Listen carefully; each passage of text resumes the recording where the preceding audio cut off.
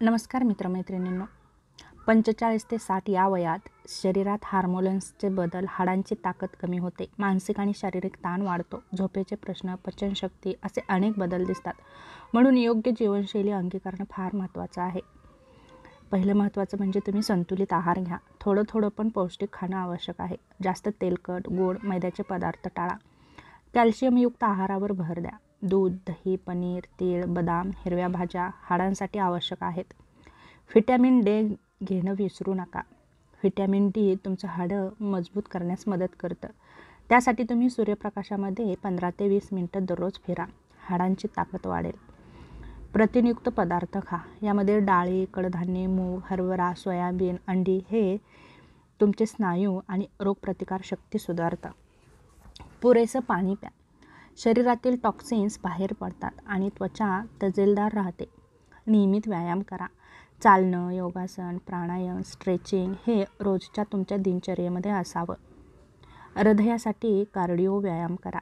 दररोज 30 मिनिटं चालणं, सायकलिंग किंवा पोहणं यासाठी तुम्ही दररोज व्यायाम करणं गरजेचं आहे आणि यामुळे तुमचं हृदयही मजबूत राहण्यास नक्कीच मदत होते. तेव्हा व्यायामाशिवाय तुमची जीवनशैली निरोगी नाही हे लक्षात ठेवा. वजनावर नियंत्रण ठेवा. लठ्ठपणा टाळा, कारण यामुळे मधुमेह, रक्तदाब, संधिवात होऊ शकतो. झोप पूर्ण घ्या. 7 ते 8 तास झोप हार्मोन संतुलन आणि मानसिक शांततेसाठी आवश्यक आहे. ताण कमी ठेवा.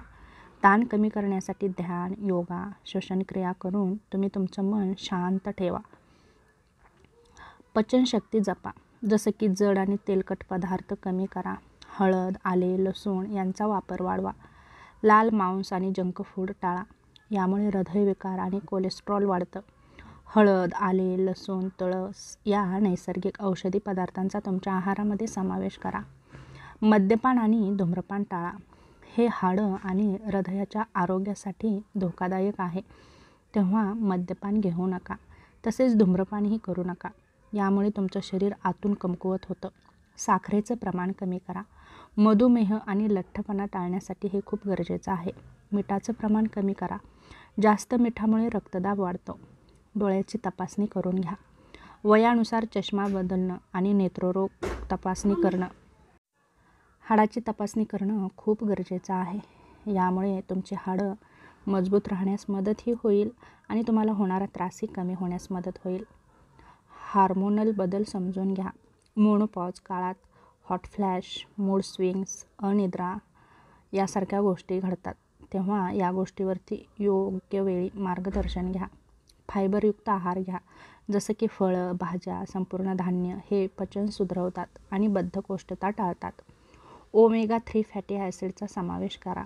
जसं की जवस, अक्रोड, मासे, हृदय, मेंदूसाठी चांगले आहेत. हिरव्या भाज्यांचा समावेश करा. त्यामध्ये लोह आणि जीवनसत्व मिळतं.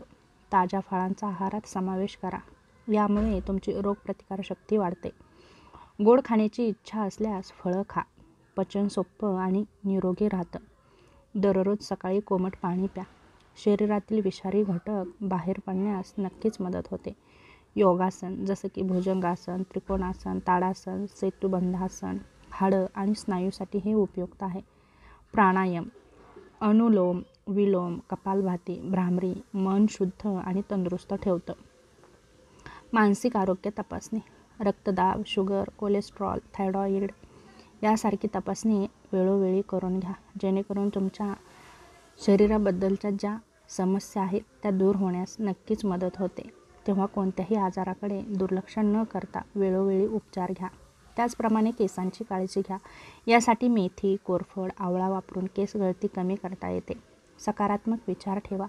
मानसिक आरोग्य आणि शारीरिक आरोग्या इतकंच सकारात्मक विचार ठेवणं महत्त्वाचं आहे. सामाजिक जीवन जपा. यामध्ये मित्रमंडळी, कुटुंबियाशी संपर्क ठेवा. मनोरंजनासाठी वेळ द्या.